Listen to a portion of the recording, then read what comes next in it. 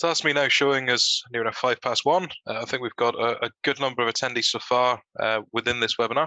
So I think we'll make a start now. So firstly, I'd like to say welcome to everyone and thank you for joining us for today's Farm Advisory Service webinar. This webinar is as a reaction to the storm events we saw a couple of weeks ago, the 26th of November, for Storm Arwen. So Storm Arwen hit us on the 26th of November and was a significant event. We are seeing a number of farmers and landowners across Scotland have been affected by this.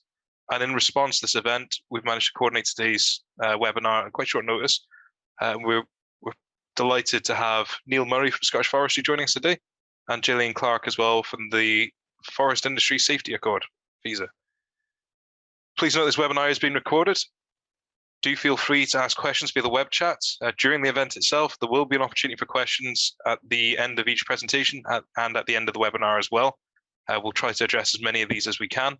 And if there are further questions that arise, please do feel free to keep sending these through. We'll answer as many as we can, both now and after the webinar as well. So I'm sure we're all familiar with Storm Arwen. Storm Arwen was one of the first winter storms we've had this year, hit the UK on the 26th of November, and has caused significant damage and disruption to much of the northeast and to the borders as well, and across the wider Scotland region there as well.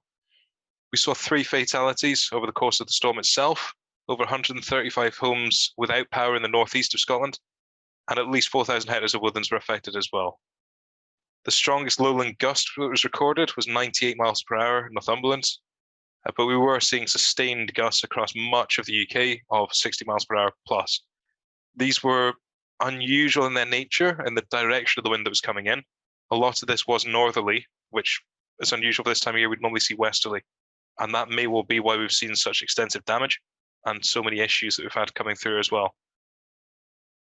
Clearly, it's caused devastation for some properties. Farmers are dealing with a large number of issues here. And now that we've got past the initial emergency response phase of restoring access and power, many people are now wondering, where do we go next? And today's webinar will hopefully be able to help guide you through those questions and what steps you should be taking now and planning for the future as well. So without further ado, I'm going to pass across to Neil Murray of Scottish Forestry. And Neil will talk to us about the legislation that we have in place in Scotland and the issues we have with felling permissions. Thank you, Ben. Afternoon, everyone. Just to introduce myself, I'm Neil. I'm the Conservator for South Scotland. I've been with Scottish Forestry for a whole 2.5 months and been asked to come and have a wee chat, really talk you through the process. Ben, I think you're going to have to stop sharing before I can share. Okay, so first of all, who's Scottish Forestry? So we're a fairly new organisation. We were established in 2019 following the introduction of new legislation. We're kind of responsible for forest policy support and regulations across Scotland. And you know, we've got ourselves set up. So really, the Forestry Commission before within Scotland, that's changed over into 2 separate agencies. Scottish Forestry is ourselves in the grants and regulations side, and Forestry and Land Scotland is the other organisation that looks after the management of the land. So within Scottish Forestry, we've got 5 teams set up across Scotland. What my task is, I've been given a list of things to try and cover, so I'm going to canter through it all pretty quickly. So mainly regarding the felling regulations, how to do it and all of that type of stuff. So as I say, I'll have to have a canter through it quite quickly. We'll have an opportunity for questions in later on. The first thing to point is, if you know, you've really got to apply for a felling permission if you wish to fell a tree, unless the felling is exempt. Now, what I want to do next is have a very quick run through what these exemptions are and what they look like, so that you kind of understand whether or not they'll fit into your particular circumstances or not. So initially, orchards are exempt. Public parks and the trees within public parks come into exemptions unless they represent over 20% woodland cover. People's gardens and churchyards. So if you're into these categories, then you know, felling permission isn't required unless there's a tree preservation order assigned to any of those, and that's a local authority thing. There are a whole host of other exemptions to the plans. So The first bit is trees not exceeding 10 centimetres in diameter at 1.3 metres above the ground. 10 centimetres in diameter, the reason for the coffee cup and the coaster, well, standard coasters are 10 centimetres in diameter. So, that's just to try and give you a wee bit easy aid memoir as to what 10 centimetres look like.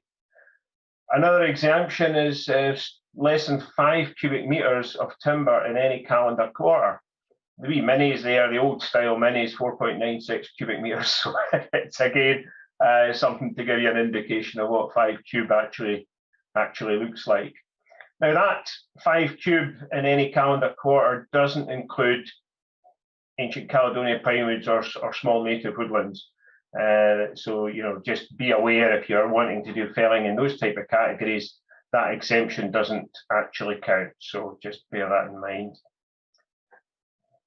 Another exemption is for the prevention of immediate danger to persons or property. So you can see there, there's this tree kind of hanging towards the buildings there. So, if you've got a scenario there where there's life or limb at risk, then action can be taken to avoid this type of scenario here where the tree has come down on top of a vehicle.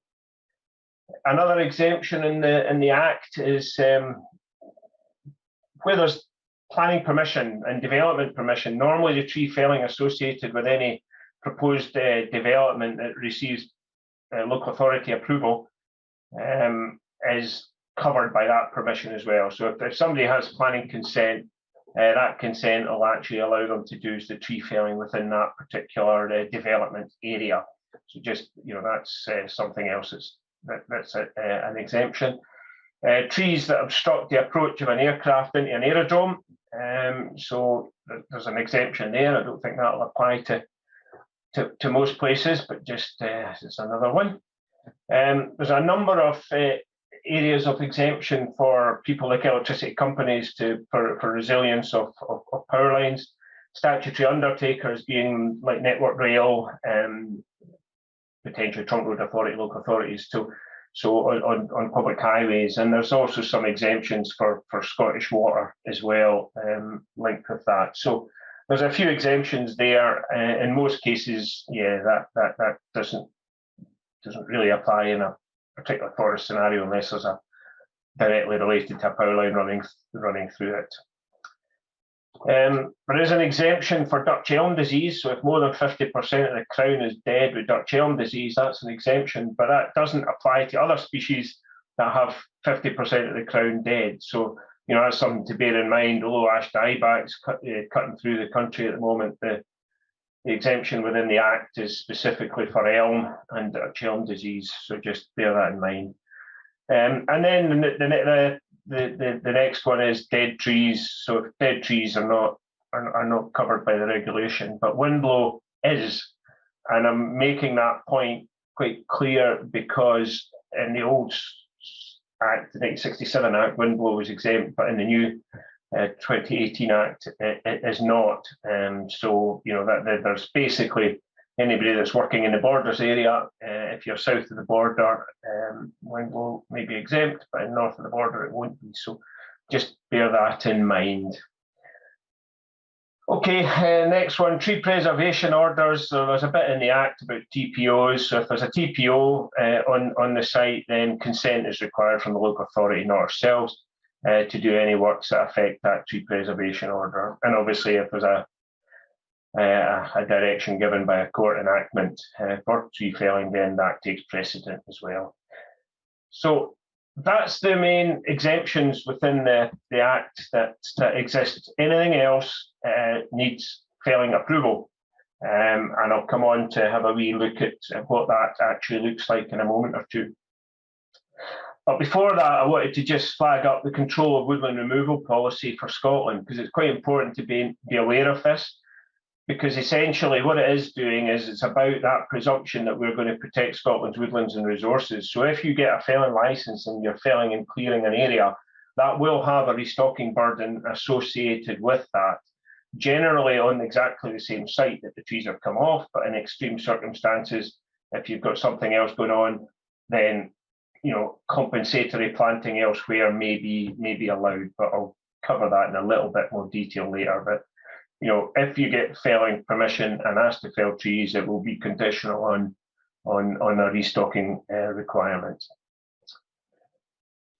Oh, sorry, I went too far there. I was also asked just to highlight what happens if you don't get approval.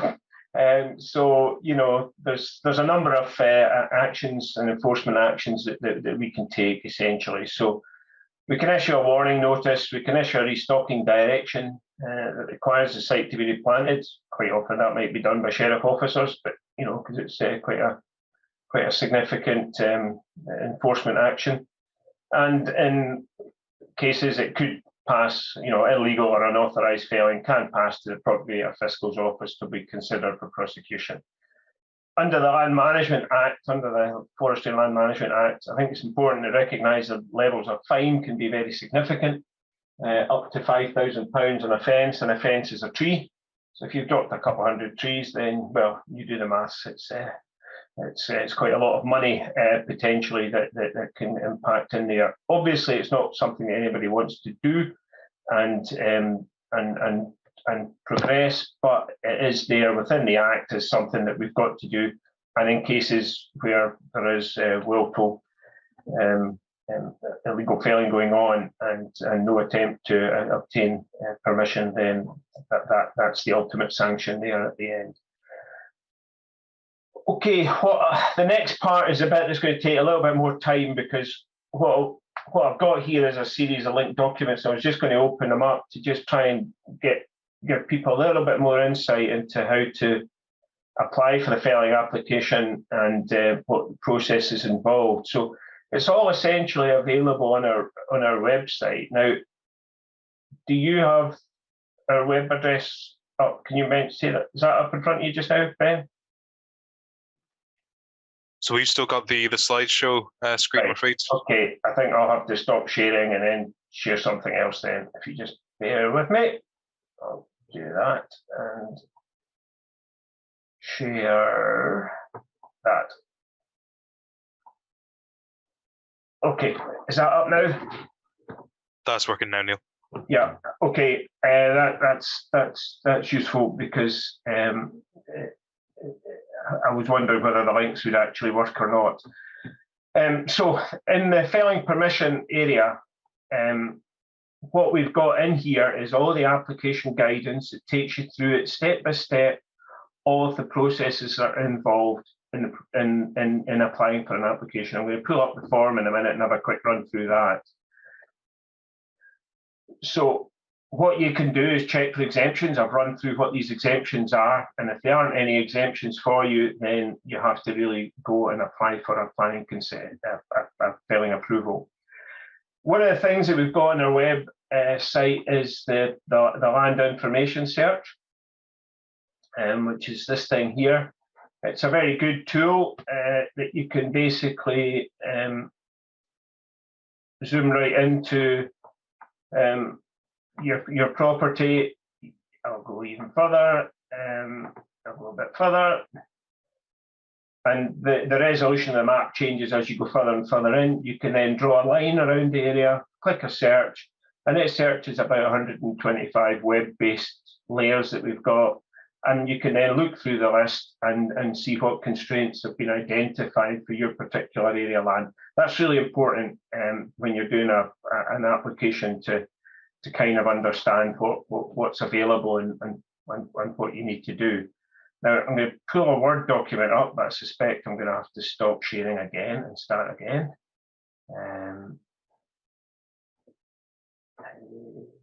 Just bear with me.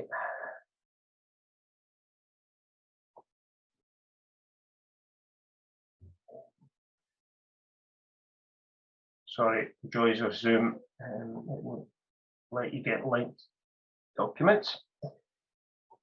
Okay, so if I can just have a quick run through the application form. So, I mean, there's a whole series of things in the felling application form that we need to make sure that people fill in. If you don't fill in the details, then it'll just get bounced back, I'm afraid.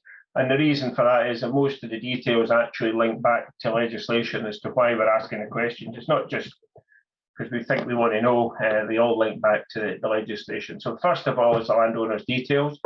If you're using an agent, we need to put the agent's details in, but if you're using an agent, you have to have a mandate that's signed by the owner that comes back to ourselves as well. So next bit's just a bit of details about the property. When you want to start felling, then that's got to be realistic. You've got to put in a date, not yesterday or tomorrow. It's got to be when you think you're actually going to be able to get started, and when you think that they're going to be felled and the felling is going to be completed. There's then some details of what you're wanting to do. You can see there in the text, it's asking you all about the different questions, try to give you a bit of guidance. You put in the kind of crop data that's involved and associated maps. The next bit's focused a little bit on safety. I'm going to deliberately stay off safety, but it's about what are the constraints that you're doing, how you're going to do it, how you're going to take care of those. There's a bit in it about consultation because you've got to consult with your neighbours. That's also a requirement. So to identify that you have done that is in the form. There's a little bit further down of any constraints that you've come across. So if you've done that land information search, you've come up with some constraints, what the constraints are, what you're going to do about it. If you know, you'll know your own land, so you'll know if there's Schedule 1 birds or any other European protected species. If you're up in the northeast, wild cats is an example. So if you've got things like that within your area of woodland, you need to identify it here, see what you're doing to mitigate that. Now, part 3 is looking at what you're doing next with the land. So it's the proposed restocking, and what species, what area, how you're going to do it, and the map associated with that as well.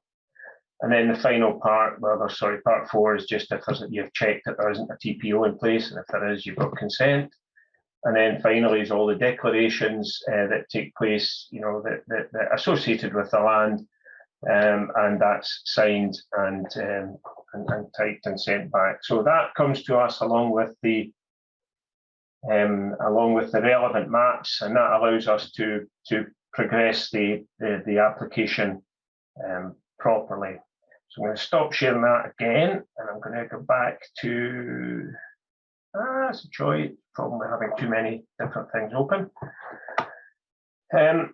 And come back and talk a little bit specifically about Storm Arwen.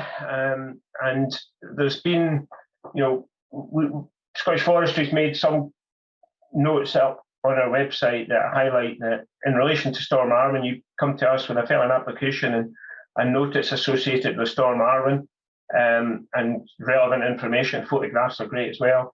And the intention that Scottish Forestry have is to try and progress them as quickly as we can. It's normally required of a 3-month leading time for a felling licence application, and part of that's because of the time we spend on the public register. The expectation with straightforward Storm Arwen sites will be we won't be putting them on the public register, and we'll be hoping to try and turn them around as quickly as we possibly can within a few days is the aspiration. But all of that is caveated with depending on how much information comes through, whether it's right, and how many other concerns that are there. So if your site is particularly sensitive and there's a lot of other sensitivities associated with it, then we might not be applying that.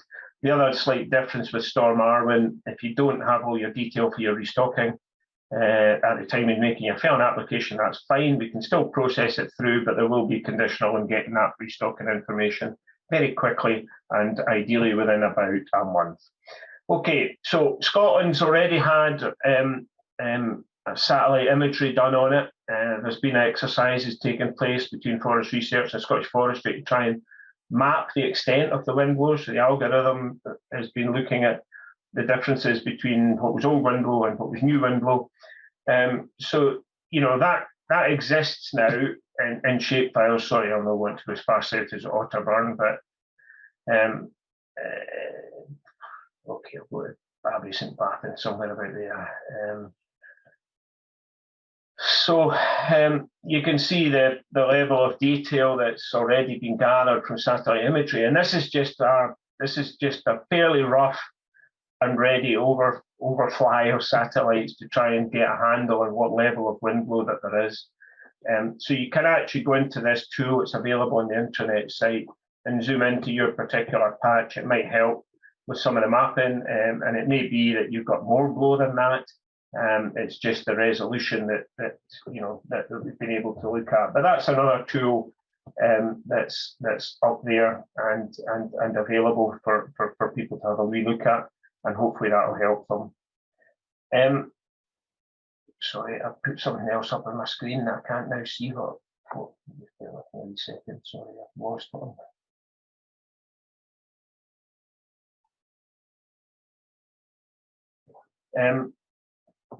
The other element is who should you contact. So again, on that last slide on this thing, I've got there's a link to where this is in our website. So there's 5 conservancies set out in Scotland, and on the website there's the relevant contact details for each of the conservancies. So it's there, it's available for you all on our Scottish Forestry website. One of the other things that Ben wanted to touch on was grant schemes. Now there's hours of presentations on grant schemes alone because they're quite complicated. But in here, there's the sort of forestry grant schemes, things for existing woodland owners, which covers things like preparing a forest plan, the costs associated with that, habitats and species work, costs of delivering UKFS, which is an amount per hectare, which can help with restocking costs. We've got various other elements to the grant scheme in there. What I would say is, I'm not going to go into detail on that. I would really just point you towards the relevant grant scheme areas of our website. And I would also kind of flag something else for those that aren't perhaps more used to working within the forest industry.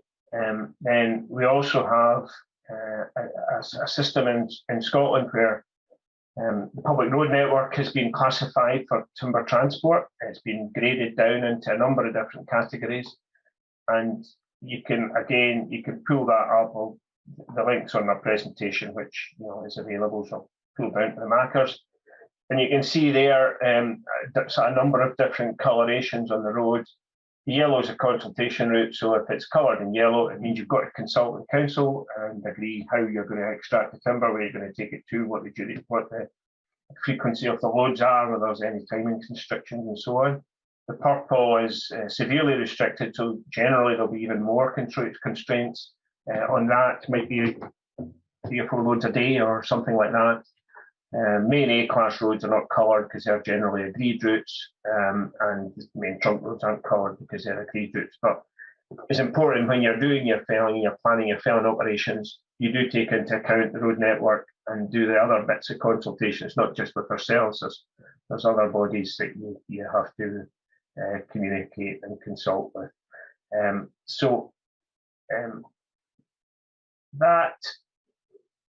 Sorry, did I stop sharing there? I'm just trying to see how I can do it again.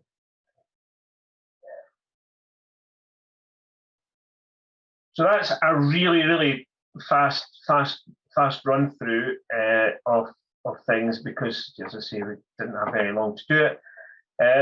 Before I finish off, I was asked just to mention the term wildcats, because there is Aberdeenshire areas had quite a lot of felling, a lot of windblow up in that patch, and wildcats do like windblow. That's where the nest and roost and so on. So there's a bit of a scatter diagram of a bit of windblow with showing where the wildcats have been living. So you can see there that they do favour the windblown areas. So if you've got wildcats in your area, then it's just another issue to make sure that you've addressed and considered. Okay, Ben, I'll pass back to you. As I say, it was a very quick canter through, but trying to cover quite a lot in a short time. Brilliant. Thanks very much, Neil. It's been a big help. We've got a couple of quick questions we'll run through before we move on to Gillian for the safety update. We've got one here from Ian v. Neil. For clarification, if trees are already down as a result of the storm, what requires a felling license and what doesn't? For example, if Sitka has been blown down and snapped off, does that still require a license if it's severed from the root plate by itself? Yeah. If it's blown over flat but still attached to the root plates, and same for Scots Pine Beech, etc., blown flat but still attached to the root plate. Windblow needs permission.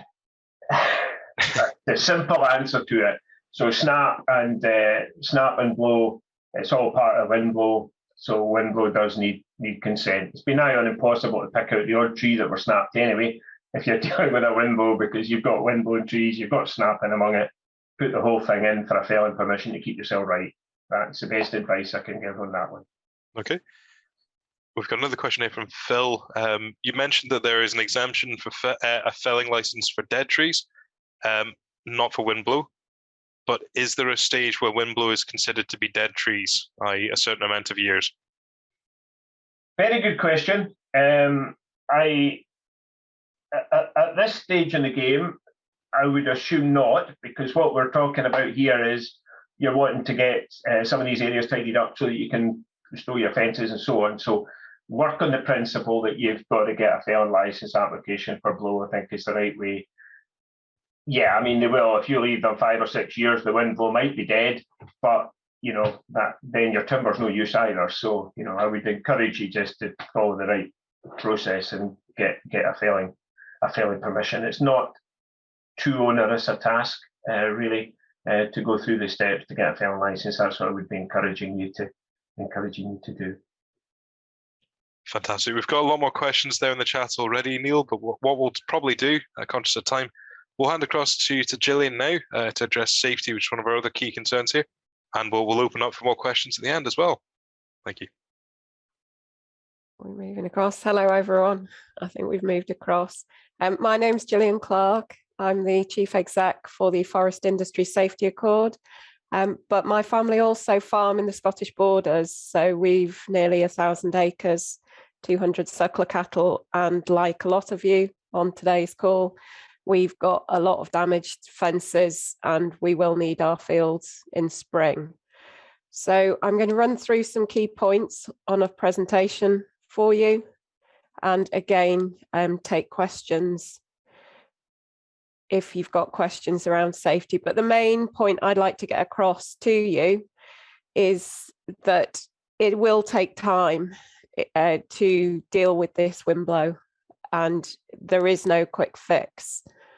So we will need to just take check and look at the damage caused. If I can get this slide working, we are actually running on satellite here as well. So just to throw in the extra challenge. So if Ben, can you just confirm whether you can see the slideshow, please? That's the slides coming through now. Okay. Thank you. So, as I've just said, Forest Industry Safety Accord, but I am going to try and tailor this to you from a farm perspective.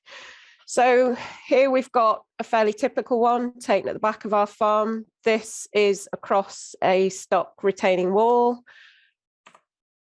another stock retaining wall. As you can see, this is taken from a different angle, slide number 2, showing the damage to the wall. Under here is the electric fence and the water trough. And I can go on. This is across the whole of the 1,000 acres. And to many of you on this call, this will be a familiar picture. So it's produced a whole host of extremely dangerous trees. To take words straight from the HSE, chainsaws and tree felling continue to kill. Several terrible injuries, including fatalities, have occurred during tree felling and chainsaw use. Now, that is a general statement. That is not specific to the storm. So looking at the stats in 2021, and this was before the storm, there were 9 tree-related fatalities that the HSE had recorded under RIDDOR. That was across the forestry industry and the ARB industry. The bulk of those were chainsaw-related incidents.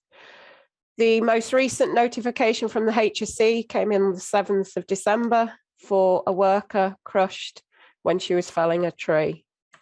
So this notification clearly will spoil an awful lot of Christmases. So with windblow, The main thing you need to consider, as well as the fact it's going to take time, do please try and consider mechanization.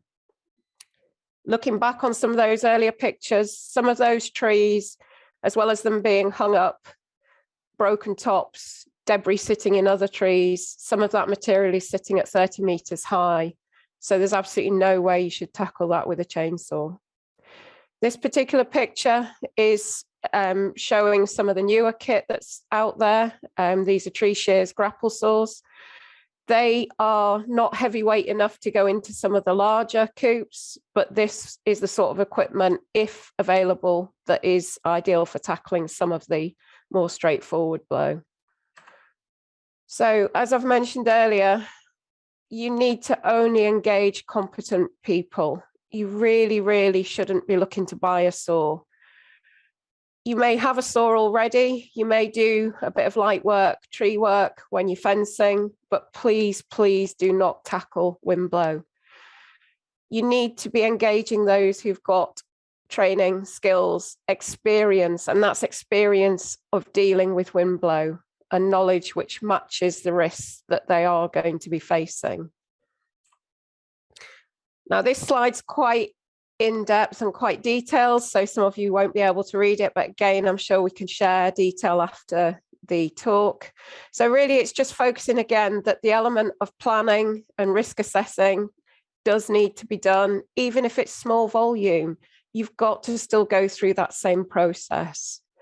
So during works, you've got to consider safe access and egress and the risk zone around where the works are happening. That is to protect from others going into the area, but also to protect the operator working in there. You must try and look to use mechanization.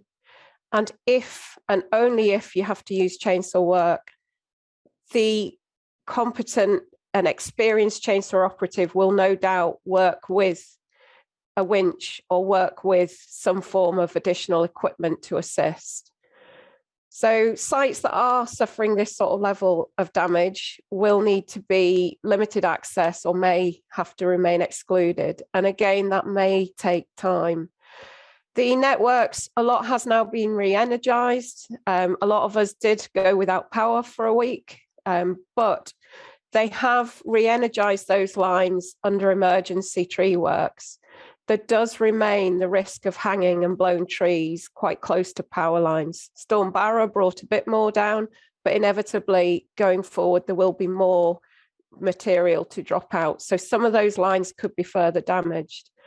So you must assume that all those lines are live, unless you've got notification and a permit that demonstrates that those lines have been isolated and earthed. And this would be arranged by the network operator. So this is not something you can just do lightly. We've put in there a little bit about what we term the red zone, and that's the area that you mustn't go in and work in. And that is that zone around the high voltage line or any power line.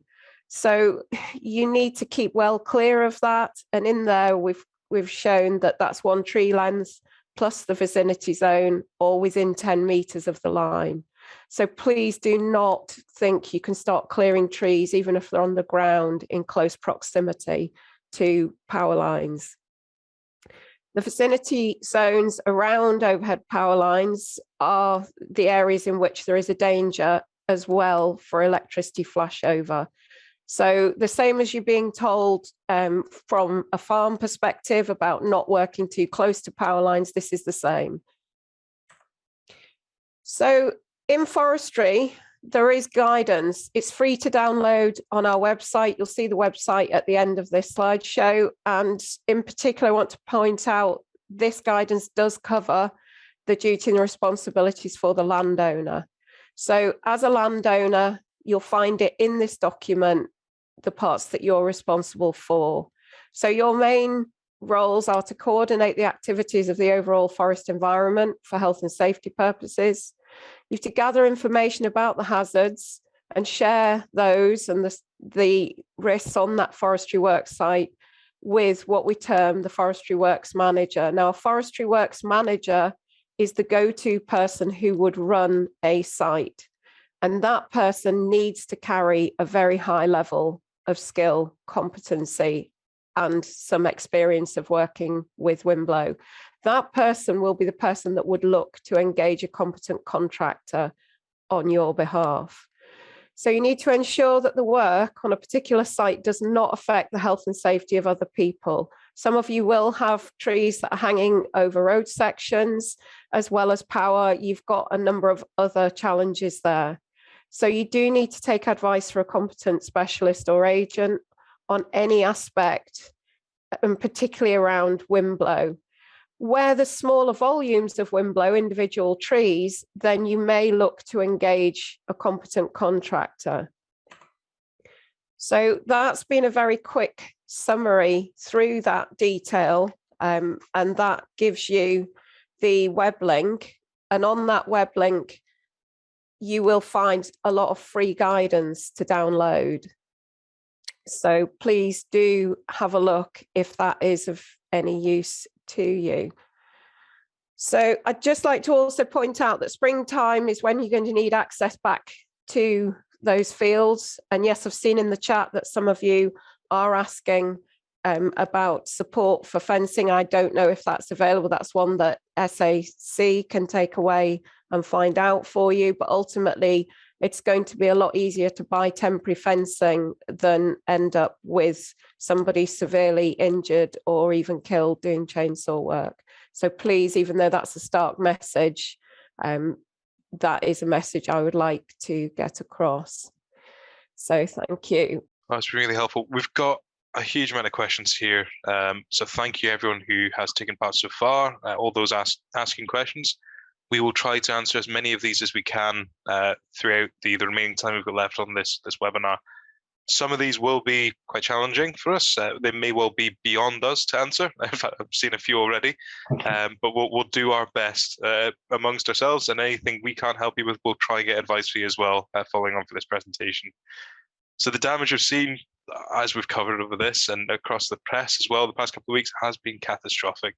We've seen large losses to forestry, we've seen farm buildings affected, we've seen a lot of boundaries as well, and issues with access, with power supplies, with water supplies, with BT phone cables as well. And we've only really just begun with this cleanup effort. And I'd like to stress that message across those here and those that will listen on later on as well, that this will take time to clean up. It will take time to restore access, to restore power and full use of all the fields and the farms as well. What we should focus primarily on is safety. And I think this is the key point to take away from Gillian's presentation, is that only tackle windblow if it is safe to do so. I know how tempting it is to go out with a chainsaw and try get access to fields, to try and open up gateways again. But it is far too easy to end up with serious injury or death, unfortunately.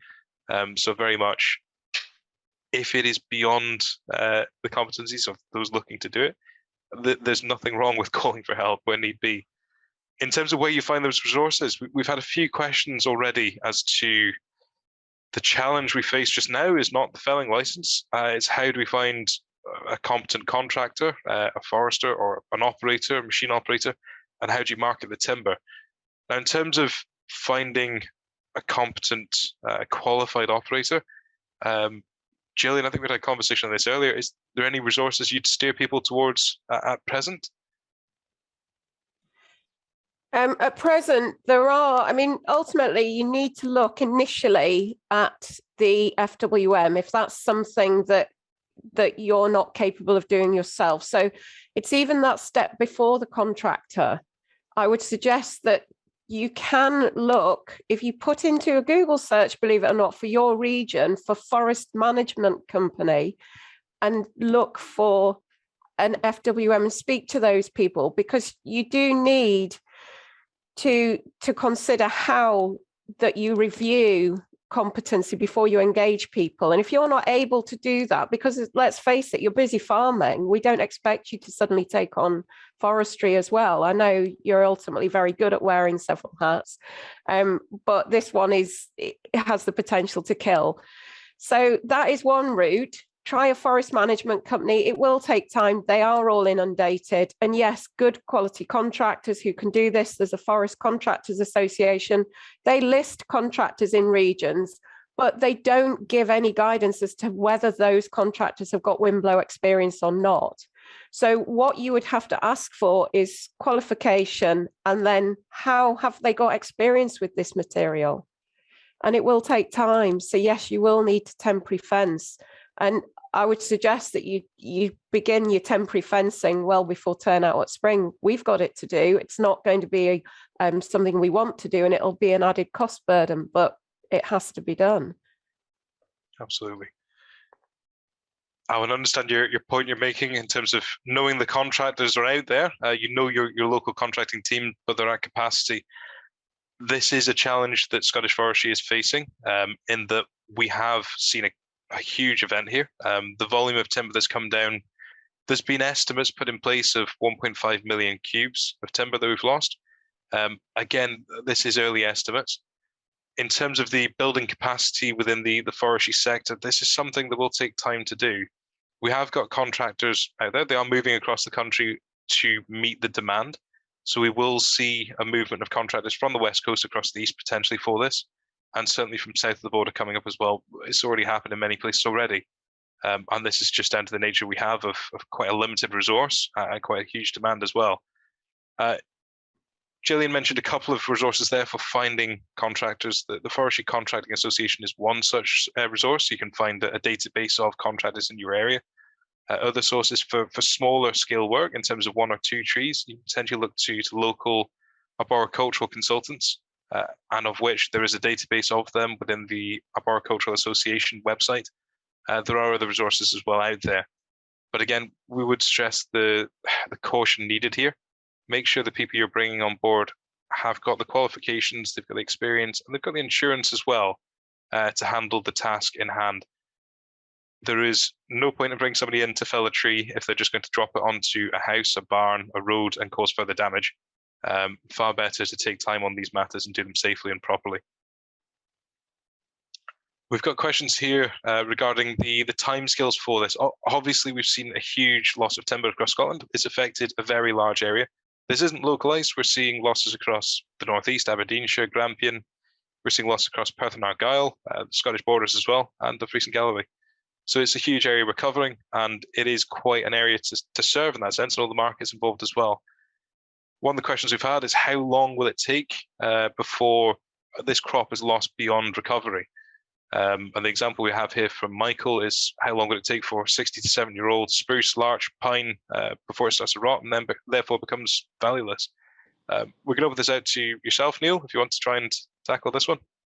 Yeah, that's a good question because it's very species specific. So I think that's quite important to note. I mean, if you've got sitka and it's blown over and it's still on the root, you've got quite a period of time. You know, you're 12 to 18 months and you're probably still getting into market, sometimes longer, as long as it's staying green.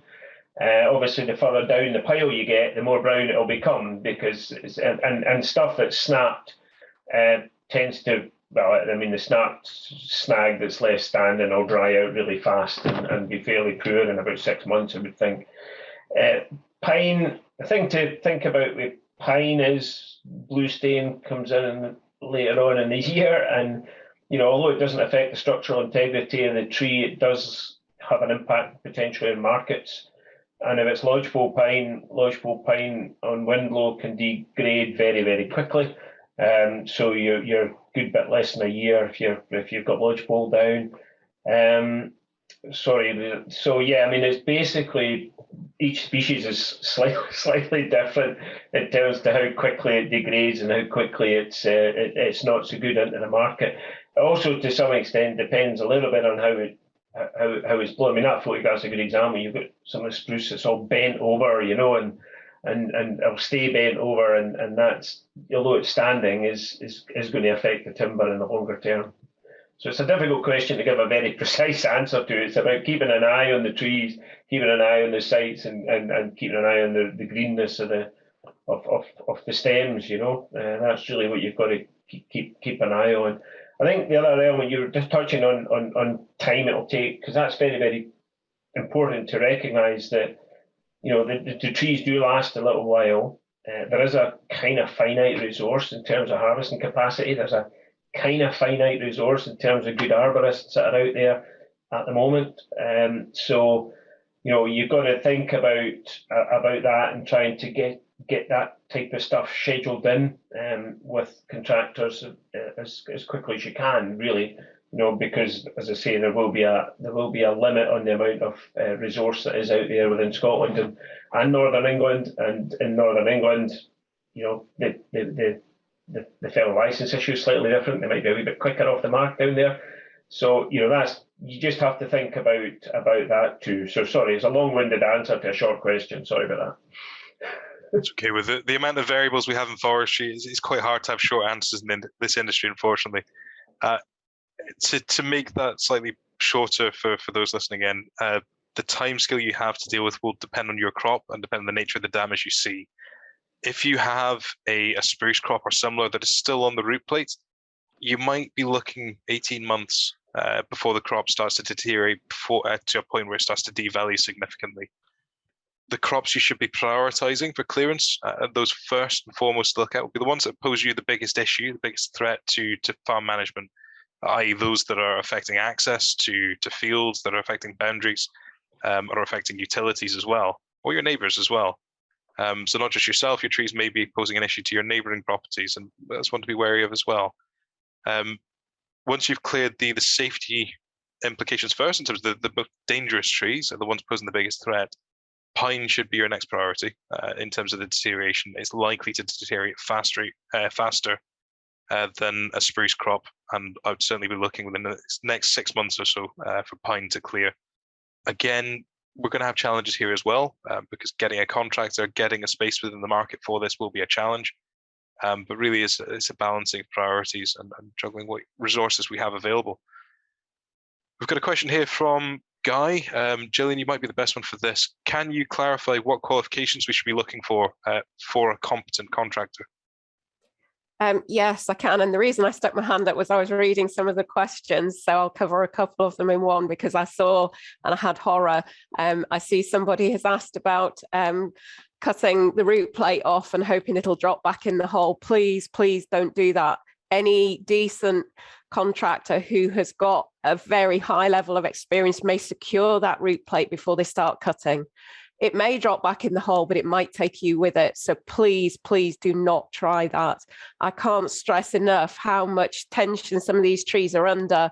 And when they fling themselves back, they will kill people. So, you know, please, please don't think you can just have a go at this. And then on the qualifications, now what you would probably be looking for is City and Guilds Windblow as the certificate. Now, that is purely the certificate. You do need to ask them about experience, and are you the right person to gauge that experience they give you is the correct experience? That's where you would look to try and get someone to help you with that, and that would be a forestry works manager who knows about experience and knows what is suited for this type of work.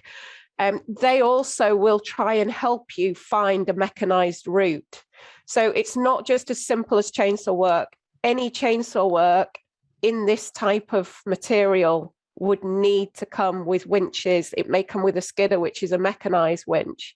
They will strap root plates. They will not go into some of this heavy blow that needs to be tackled with a machine.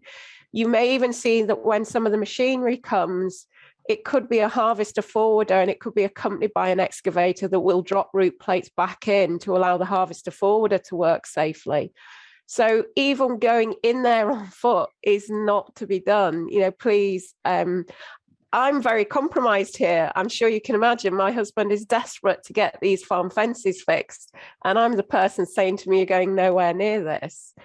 Yes, he has a chainsaw like many farmers. Yes, he can do an awful lot when he's fencing, but there's no way he's going near any of the windblow on the farm because I'll make sure the chainsaw can't be found if that comes to the point. But, you know, please be careful with this stuff. Neil, I think thanks, Gillian, for that. It's certainly a message we can't stress strongly enough. Neil, we've got one for yourself here. From a regulatory perspective, If Windblow is not economic to clear, can it just be left indefinitely? In some places, it is possible to do that. You'd have to make the argument about the biodiversity benefit with leaving the Windblown, and but if it's basically your whole stand, then we probably wouldn't be very, very enamoured with that. It's about trying to bring your forest and your management into, in production and getting some money back. So, we would be looking towards trying to get those felled unless there's a biodiversity benefit to keeping a deadwood reserve present. Fantastic, thanks, Neil. So I'm working through quite a lot of questions here, so we'll see if we can answer as many as we can in the time we've got remaining. I would just throw one out for you, Ben, and that is a number of these coops have got partial blow or small sections of trees, and it's really just throwing it back to the farming sector. A number of you are involved with machinery rings. Is there any mileage in speaking to the machinery rings about a joint approach to some of these contractors? Because the contractor to bring a lot of machinery power into an area, they will ultimately look at the cost of moving that about on a low loader and bringing it to a site and working it. So they'll be looking for blocks of work together. So one route may be some of you working together and making a joint approach, and that could possibly give you another way of trying to get this dealt with. It's certainly an approach to be considered. There's a lot of merit in collaborative working. We're seeing a lot of this already in the aftermath of Storm Arwen, where we've seen Scottish Southern Energy networks working together with local councils, with the roads authorities, to restore access, to restore power, to restore BT connections to vulnerable people and to all houses as well. Again, there's going to be a lot of work to this, and we're only just brushing the surface on this just now. So yes, any collaboration we can manage certainly has merit to it. If you can work with your neighbours, club together and make a larger project for a machine coming in, yes, it should become more affordable for you, and it may well become more viable as well for projects. Windblow is expensive to tackle. It's not the most valuable, as it were, in terms of the economic return for the timber, because a lot of it may well be damaged. But if you can group together a number of projects between yourself and your neighbouring farm owners, it may well be that it becomes a viable operation to have the machine in there instead of waiting for sole operators or for smaller operators to come in.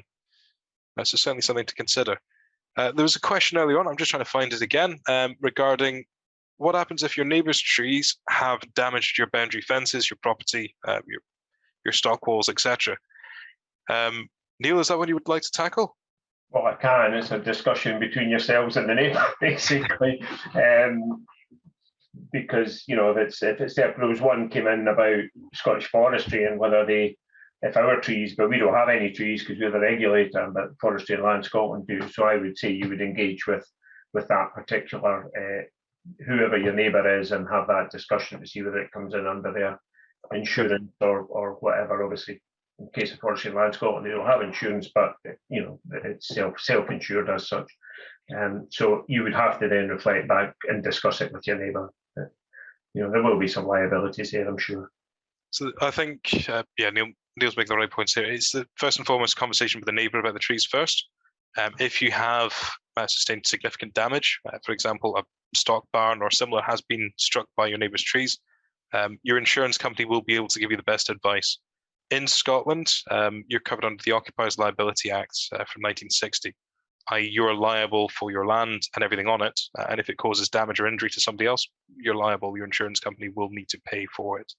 They'll be able to give you more specific guidance on the specific circumstances you're facing, but certainly boundaries, march fences, etc. Conversation with the neighbour first before you get down the route of insurance companies. We'll see what other questions we can answer. I'm conscious we're getting very close to time just now. Clearly, we're facing real issues, both on farm and economically.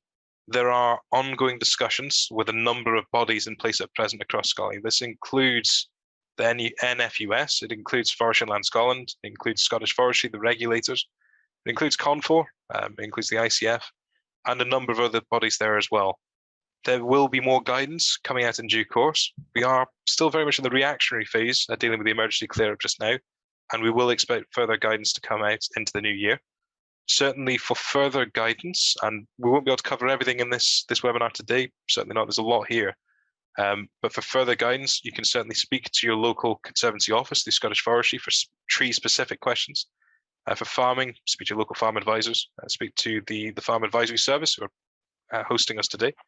And there will be other sources of support we'll send out as well following on for this webinar. We'll see if we can close off another couple of questions. I'm getting very close to time now. We've got one for Neil here.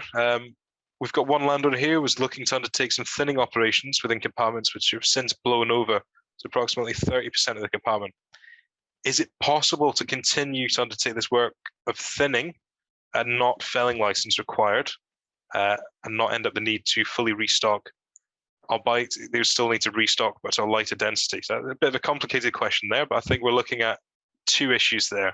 Yeah, I mean, one would be thinning of Windblow, and the other would be the restock requirements. It depends very much on what that 30% of that compartment is. If that's a natural thinning through your woodland and you're going in to clear that, then that's a different thing than a big block in the corner that's blown down that affects it. What I would be saying is, if you've already got a license for your thinning, you would engage with the woodland officer that issued that and have a conversation with them about the circumstances, because it really does depend on what the wind blow looks like in that particular block, as to whether it is actually a thinning or not. Having said that, 30% of the compartment is above mean annual increment, so we wouldn't normally issue a thinning certificate for above mean annual increment. There's another question a little bit higher up about who you consult if you own all the land round about the shelter belt, and really that bit is also about, if you've got, think about where your timber's going. So if your timber's driving down a wee farm track and covering past a couple of houses, then they're going to be affected by the operation associated with felling these trees. Therefore, a quick blether with them, once it hits the main public highways, it's a different case. It's then into the consultation with the local authority, depending on the agreed routes map and so on. So sorry, that was another question that I picked up when I was having a nosy through them. No problem at all, and thanks for answering it, Neil. We've got a question here regarding Matthew, I think it was, he was saying he's lost a handful of mature oak trees in a much larger plantation, which is ancient woodland. Do they require a felling license when they're simply looking to clear the fallen timber? The simple answer is yeah, because if you've got oak trees, they're going to be above the 5 cubic meters. If it's a very large native woodland scheme, it's about what comes in under an exemption. So if you're thinking about the exemptions being 5 cube in any calendar quarter, one oak tree can be over 5 cube. So it comes past that exemption. Thank you. We've got a question here from Michael. We've got a small area of woodland and a larger wood, which will be difficult to extract. Is it better to leave it as is, or potentially fell it and get it taken out before it rots? In terms of that one, Michael, it really depends on your site. If it's possible to access the windblow, it may well be that this windblown edge will start to creep into the wider crop. Because you've lost some trees, you will have a new edge that might not be wind firm, and the trees that have come down might then open up larger areas to fell. So this is one to certainly consider when you are planning windblow clearance as well. The trees that have come down so far may well have destabilized the ones around you. The picture we've still got on screen is a good example of this. The trees in the foreground have come down with the wind. There's then a small strip of trees standing in another block behind it that's come down as well. This will continue to blow, and it will need to be cut back to a wind firm edge. So when you are looking at your felling licenses, it's worth considering, do you just need to take out the windblown trees, or do you need to take further back to get it to an edge that will remain standing against future winds? And that's quite hard to answer. It's site specific. You'll need to know your forests themselves. Just see if we've got any further answers we can bring through very quickly before we finish. I'm conscious we're very much coming up to time now. So that's us 2:05. So I think what we're unfortunately going to have to do, we do still have questions there that will remain unanswered, but we'll answer what we can after this event. But we'll unfortunately have to wrap up now. So a very brief summary for everyone, and thank you everyone for taking part, to our panelists and to the audience as well for all the questions. I think that we can't stress this strongly enough. Storm Arwen has been a huge event. We've not seen anything like this probably since about 1987, and hopefully it'll be another 40 years or so before we see this again. As always, safety first. Do not take unnecessary risks.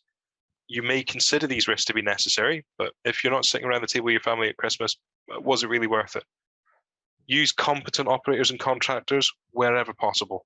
We've touched on that today in terms of where you may find these. But again, I can't stress this strongly enough. This should not just be your stock person with a 30-year-old chainsaw going out to cut trees. This should be somebody who is experienced, trained, qualified, and insured for tackling windblow. You should not be cutting windblown trees by yourself. With chainsaw work, you should always have at least 2 people there, and that's a health and safety issue in itself.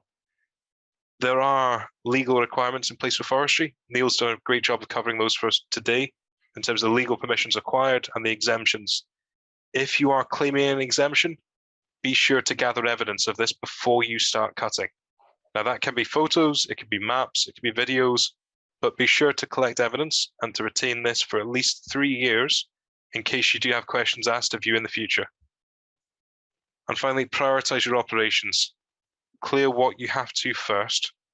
Be guided by what is absolutely vital to your operations, i.e. access to your barns, your livestock, to your main fields. Make use of triaging where you can. So use temporary fencing that Gillian's touched on earlier. Potentially look at clear the blocks that are going to lose value the fastest once you've cleared the safety issues. And be aware that it isn't as pressing for some of the spruce crops. You may be able to get 18 months, almost 2 years out of some crops, providing these are still on the root plates. The market has been hit by this at present. We have seen a significant drop in pricing as the mills start to tackle this huge surplus of timber that they're being faced just now. Prices will recover, almost certainly. The market is cyclical, it does come round, and we are still dependent on imports in Scotland for the vast majority of our timber use. So where we do have local timber resources, these will regain value. So I think we will call it time for today just now. Thank you everyone again. Thank you to our panelists, Gillian and Neil, for joining us today and for answering all these questions. I know some of these have been quite challenging. There is further guidance available. Neil has a series of links there within his presentation. These will be available on the website after. There is also the Farm Advisory Service for further guidance and for safety, as always, FISA as well. So we shall close it there. Thank you all for joining us, and have a good Christmas to all. Take care.